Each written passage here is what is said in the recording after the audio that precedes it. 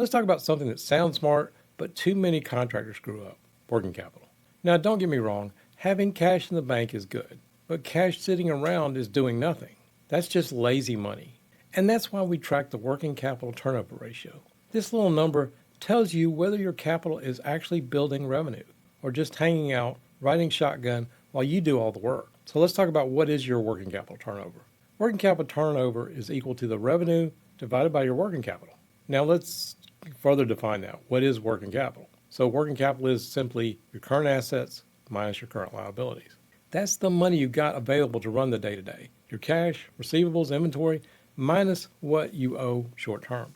So if your working capital is $250,000 and you do $2 million in revenue, that's $2 million divided by $250,000. That's 8.0. That means for every dollar of working capital, you're generating $8 in revenue. That's efficient. That's healthy. That's lean. But if your ratio is 2.0, you're sitting on cash and your business is barely moving. So what is a good working capital turnover? It varies, but here's a general rule of thumb. If it's over 6.0, that's pretty strong and efficient. If you're between 3.0 and 5.9, that's acceptable, but check your overhead and usage. If your ratio is below 3.0, money is parked, not producing. If it's below 2.0, something's broken. You've got too much idle capital, not enough revenue to justify it. So why does it matter? Because contractors fall into two traps. They hoard cash out of fear, but don't deploy it to grow. Number two, they don't even realize they have capital and leave it sitting in a low-yield checking account while they struggle to buy a trailer. Working capital should move.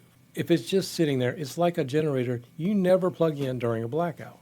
Money in the business should be turning into more jobs, better crews, faster equipment, and increased output, not just a comfortable cushion collecting dust. Now let's talk about a real contract example. Had a builder sitting on $400,000 of working capital. Sounded great until we looked deeper. His revenue, about $1.1 million a year. That's a working capital turnover of 2.75. That means he was dragging heavy capital behind a small trailer. It wasn't helping him grow. It wasn't funding better projects. It was just there. So we got to work. Cleaned up his AR, invested in a full-time estimator, took on slightly larger, more profitable jobs, and put some of that capital to work in software and systems. 12 months later, he was at the same cash level, but now doing $2.5 million in revenue. That's a ratio of 6.25. Same cushion, now actually pulling its weight. So how do you actually improve it? You get lean with your inventory if you have that, and your receivables. Don't overbuy. Don't let invoices sit unpaid.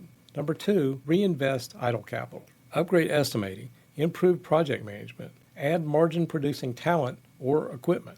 Number three, you can track your working capital turnover quarterly. If your working capital isn't generating at least 5 times its value in revenue, ask why. Number four, beware of hoarding.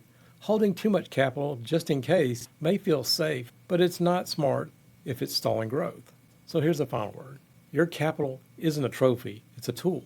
If it's not working, it's not worth keeping. So ask yourself, is my money building jobs or just babysitting my bank account?